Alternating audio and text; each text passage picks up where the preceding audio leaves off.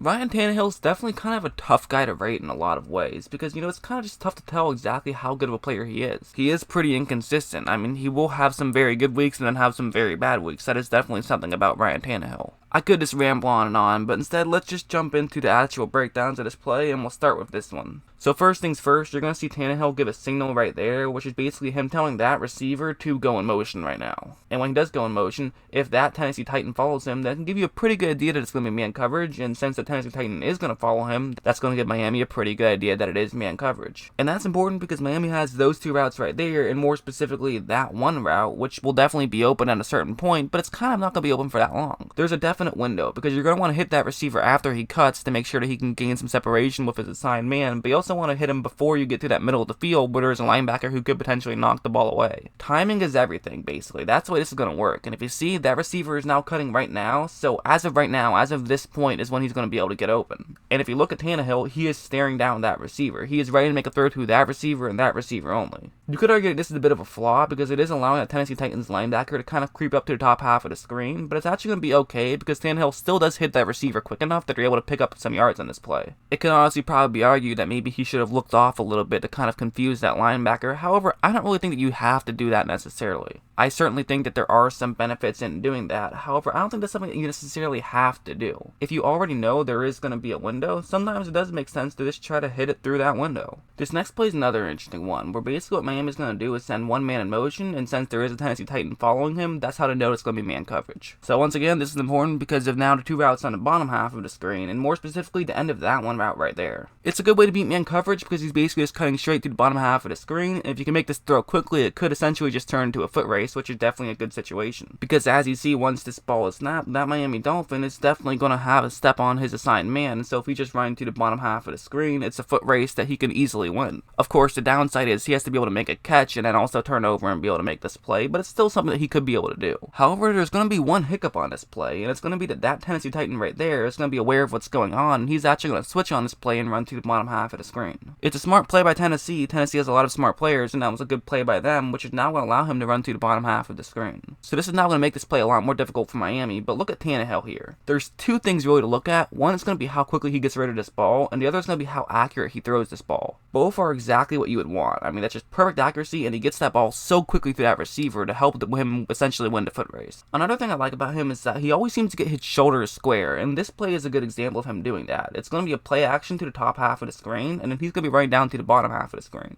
Of course, one thing you love to do on a play action would be to have a crossing route, and that's what they're going to do there, is they have their tight end who's on the right side of the screen run a crossing route to the bottom half of the screen. So after this play develops, Tannehill is going to cut down to the bottom half of the screen, but look at what he does here. You see a lot of quarterbacks get lazy sometimes and not do this and try to make a throw off balance, but that is not what Tannehill is doing. He knows exactly what he has to do, which is make sure that he gets his feet planted and make sure he gets his shoulders square. That's something I talked about in my Nick Mullins video of how he kind of struggles to do that from time to time, but Tannehill does not. Tannehill is very good at getting his shoulders square. Maybe if there was a receiver wide open, it wouldn't matter too much, but as you see, that receiver is definitely not wide open. There's a little bit of separation, but this is good coverage. This is about as good of coverage as you're going to get. But even with that, because Tannehill was able to get his shoulders square, he's able to now make as good of a throw as he possibly can, and it's able to be a completion out of it. There wasn't a ton of separation, but he now has a good angle to make that throw, and he's in a good position to make that throw. He also, definitely could have taken a hit there, but he was willing to take a hit just to get the ball off, and that's why they were able to get the ball off. One thing I like about Tannehill, and it's something that I brought up in my Case Keenum video, which is very important, is timing. Tannehill really times these throws really well, and this one's a good example. It's going to be a cover 2 zone, and a tight end is going to be running that route right there. It's not a bad route to run. You can get in between the safeties and in between the linebackers, but of course, if you're not running play action, this typically means that the linebackers will get back deep enough that you kind of have to sort of, try to get it in between the linebackers. You can't just throw it over the linebackers. You'll see more what I mean once this play starts to go on, because as of right now, there is that Miami Dolphin right there who appears to be open. I mean, the safety who would try to cover him is all the way back there, so there definitely is an appearance of him being open, but of course, there are linebackers in front of him. So this is actually a very tight throw. Tannehill is going to have to try to fit it in between those linebackers who aren't too far away if he's going to try to hit that receiver. But he ends up timing that throw absolutely perfectly, and that's what leads to a completion. I mean, that's just timing more than anything. A good throw, too, but really timing is what made that play work. If he throws that ball a half second too late or a half second too early, that could actually be an interception. But because he timed it perfectly, that's what led to the easy completion. There's also this play where if you take a look at the bottom half of the screen, it's going to be man coverage on this one, and that's the Colt who's in charge of covering that Miami player right over there. And it's actually a pretty good situation for Miami because that receiver is running a slant route, and this is going to be play action, meaning that basically Tannehill wants to make that throw as quick as possible. Really, he shouldn't waste much time at all. He wants to get the ball to that Miami Dolphin as quick as he possibly can. That's the whole goal of this play. But what I really want to take a look at is notice Tannehill's footwork on this one. Notice how he's basically going to do kind of like a spin move and then make that throw. The reason why that's important is because he's able to get his feet planted the way he would want to while still showing that it could potentially be a play action. That's the kind of thing about Tannehill is he's an athlete. I mean, he's an athletic guy. I mean, sometimes quarterbacks can get away with just being a good thrower but not necessarily being the most athletic guy. That's not the case of Tannehill. That guy is an athlete and he can physically play. This next play will probably be the biggest example of that. The first thing I want to actually take a look at is actually not going to involve the receivers or Tannehill at all. It's going to involve the line. As you see, they have the right tackle going one-on-one against the Indianapolis Colts edge rusher who's on the bottom of the screen. So one thing you're going to notice is that he's going to actually try to pull off a spin move to the inside. And this is risky because if you do this and you aren't able to pull it off, which that Colts player was not able to pull it off, this now gives up containment and can't allow Ryan Tannehill to run to the bottom of the screen, which is going to be exactly what he's going to do. Because of that, it does two things. The first of which is that it gives Ryan Tannehill more time to potentially make a throw, but of course the downside is Tannehill has to be on the run, and also it kind of limits his options in a sense. When you're running to the bottom of the screen, it makes it very difficult to throw to the top half of the screen. So there is a Miami Dolphin right there who's going to be running deep, and Tannehill could decide to take a shot there. But also worth mentioning, there's also a Miami Dolphin who's right over there, and this would be a much safer throw for him to make. I mean, it wouldn't pick up as many yards, of course, but this can still pick up a first down, and that's definitely a safe play to make, and almost a guaranteed first down. But Tannehill has other ideas, and he is actually going to take a shot deep. But one thing I like about Tannehill is look at how he once again does a good job of getting his feet planted and get his shoulders square. He is throwing it to the middle of the screen despite the fact that he's running to the bottom half of the screen, but he's not throwing across his body because he took the necessary time to make sure that he stopped and was ready to make a throw. Doing that means he will take a hit, whereas if he didn't do that, he definitely wouldn't have taken a hit, but allows him to make a good enough throw that Miami Dolphin was able to make a good play and it resulted in a touchdown. Granted, it wasn't a perfect throw either. I mean, that Colts player definitely had a chance to get a hand on it, but Tannehill did everything he could do to give that Miami player a chance. Also worth mentioning, there's a good chance that the situation had something to do with him deciding to take a shot deep because there's only a minute and a half left in the second quarter, so he probably figured, hey, might as well take a chance here. Well, yes, we do have time if I pick up the 15 yards to get a drive going and try to get a field goal here. Why not just throw a shot deep and see if we can get a touchdown? Some risks aren't worth it in football, but clearly that one absolutely was. And one thing I do also want to mention when talking about Ryan Tannehill is he wasn't really in the best position in Miami. One thing I really think that Miami had a real problem with last year was just pass protecting, and more specifically just their O-line in general, and really it made things really tough for Ryan Tannehill. Like on this play, it's going to be a cover one blitz and to have a receiver running a go route right there in the top half of the screen, and so you could think, okay, well this is the perfect situation to throw to the go route right there. Obviously the offensive linemen will have to do a better job of making their blocks because now there's 5-man rushing the passer instead of just 4. But as long as you can give Tannehill just a few seconds, he can make a deep throw because he will probably easily figure out where he wants to throw this ball, and it can result in potentially a touchdown if things work out well. So right after this ball is snapped, Tannehill is going to know exactly what he wants to do, but the problem, of course, is that look at all the Cincinnati Bengals who are around him. There's no way he can just step up in the pocket because there's nowhere to step up because the offensive line just didn't do their job in blocking on this one. He still tries it, but he isn't really able to get his feet planted the way he would want to, and he ends up just making a bad throw, and probably a throw he wouldn't have made had he been able to get his feet planted.